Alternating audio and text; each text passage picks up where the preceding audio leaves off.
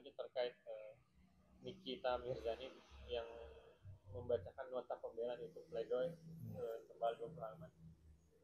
Dia merasa kecewa terhadap JPU yang ibaratnya bilang dia tidak sopan di dalam persidangan karena ada perdebatan-perdebatan yang sangat keras.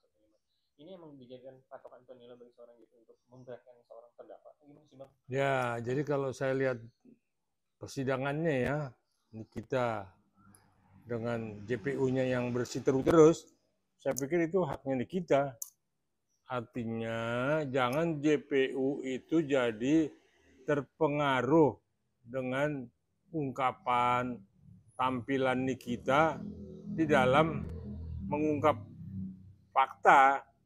Nah, kalau JPU sudah kelihatan agak miring sebelah, cenderung pro kepada Reja Gledis, saya pikir ini kita punya hak dong untuk dia membongkar itu semua apa yang dia ketahui antara JPU dengan Reja Gledis ya.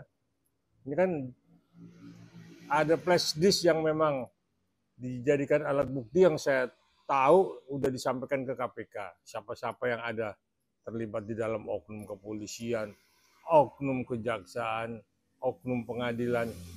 Nah inilah yang memang akhirnya karena si Nikita merasa ditekan terus di dalam pengungkapan fakta persidangan, ya kalau dia kemarin pledoinya agak menggebu-gebu dan meminta kepada majelis hakim untuk memenjarakan JPU, itu haknya Nikita.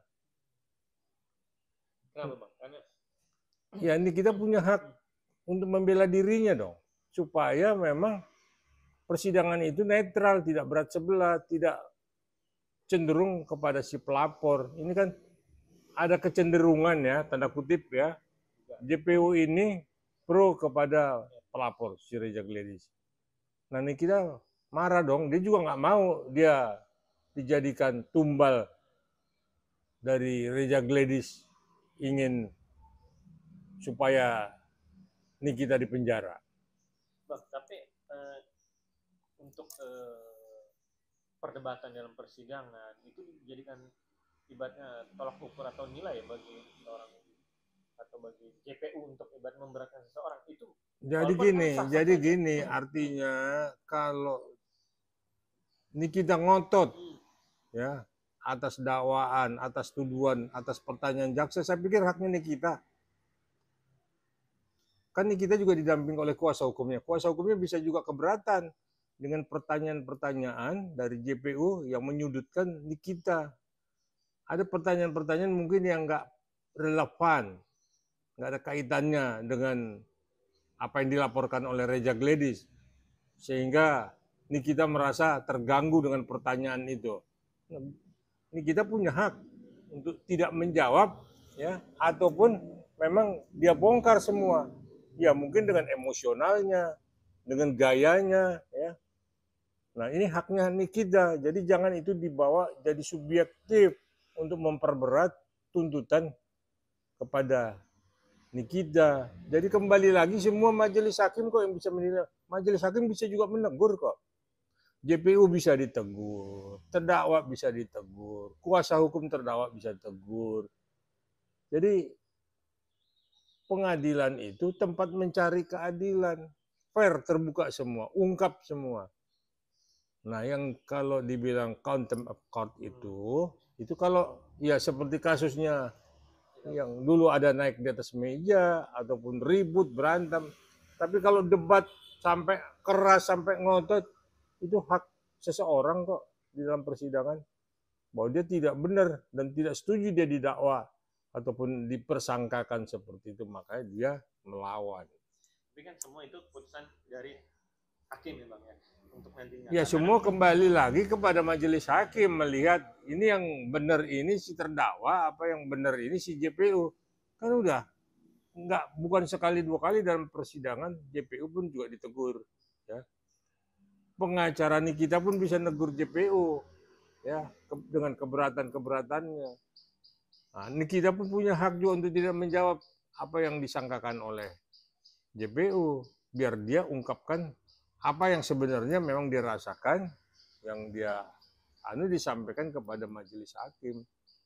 Tapi Bang, ibaratnya berarti bisa dibilang JP juga merasa ibaratnya disematkan namanya karena kan dituduh ini untuk ibaratnya ada suap lah dan akhirnya melaporkan ke KPK, itu membuat tim JP memberatkan hukuman Nikita 11 tahun karena ya kalau nanti dulu kalau Nikita memang sudah dapat informasi ada indikasi ke sana, JPU tanda kutip ya ada hubungan dengan Reza Gladys, saya pikir Nikita punya hak untuk berteriak, untuk meminta JPU itu untuk diperiksa kembali atau meminta jaksanya minta diganti.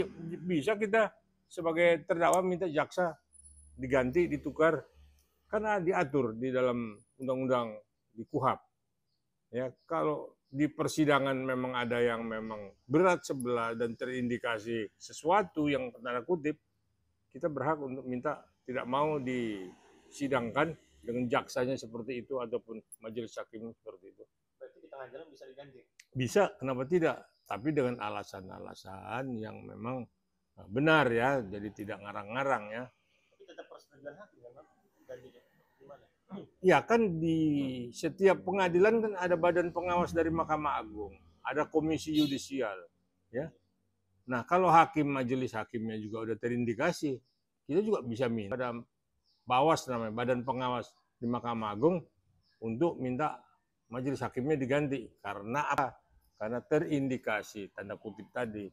Itu kita juga punya hak. Ya artinya terdakwa juga punya hak. Ini kita punya hak untuk itu.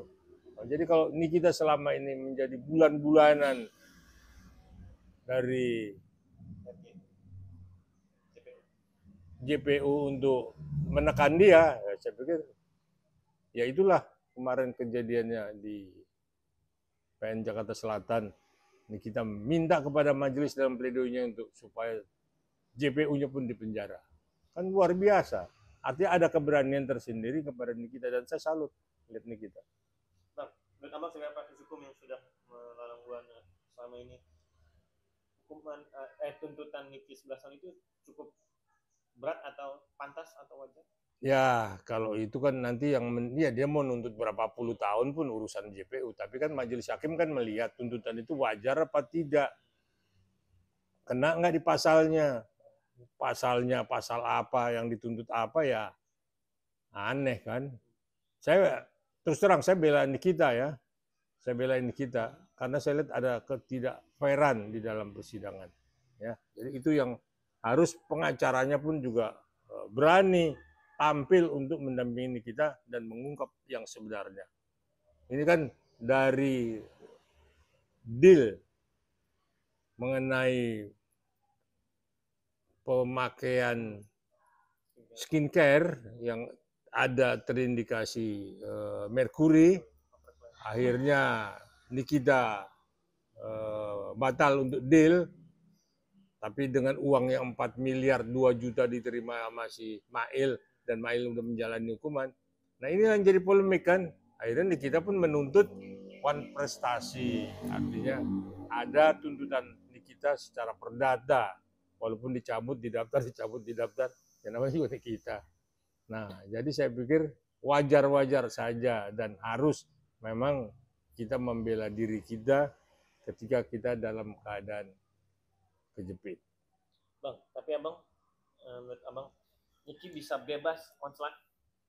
Menurut Abang sebagai hukum, kalau melihat perjalanan. Nah, kalau ditanya onsla atau tidaknya itu, saya pikir majelis hakim seperti apa. Kalau saya melihat mungkin enggak ya. Kenapa? Karena ada uang 4 miliar yang sudah disepakati, ya dari sekian miliar, dan 2 miliar sudah ditransfer dan diterima Mail. Artinya ada aliran yang memang mengalir. Dan ternyata itu dijadikan juga DP untuk beli rumah kalau nggak salah. Nah, tapi kalau 11 tahun ya emang dia korupsi. Korupsinya cuma 4 tahun, 2 tahun. Apa super sip? Kan udah JPU-nya udah subjektivitasnya tinggi. Karena ini kita berani dan akan membongkar flash disk yang dia pegang sebagai alat bukti. Nah itu yang membuat Niki ibaratnya merasa kecewa juga dan koruptor aja nggak dihukum 11 dituntut 11 tahun ini dia cuma ibaratnya pemerasan TPU Ya. gimana Bang? Ya saya pikir JPU-nya udah sakit, ya, udah nggak wajar, udah nggak rasional, ya. Kalau mau tuntut 11, 12, 16 tahun itu koruptor dituntut atau tuntutan hukuman mati, ya. Jadi bukan dituntut 11 tahun kan gitu. Nah, jadi saya pikir kalau akhirnya kita berontak, ya saya pikir itu wajar dan saya dukung. Siap. Jadi ini kita maju terus, ya. Gak usah takut, ungkap semua. Kalau perlu siapa yang memang menerima sesuatu yang nakal, ya udah laporkan dengan flash itu, bongkar semua supaya memang kamu tidak menjadi bulan-bulanan dari Reza Gledis. Terima kasih.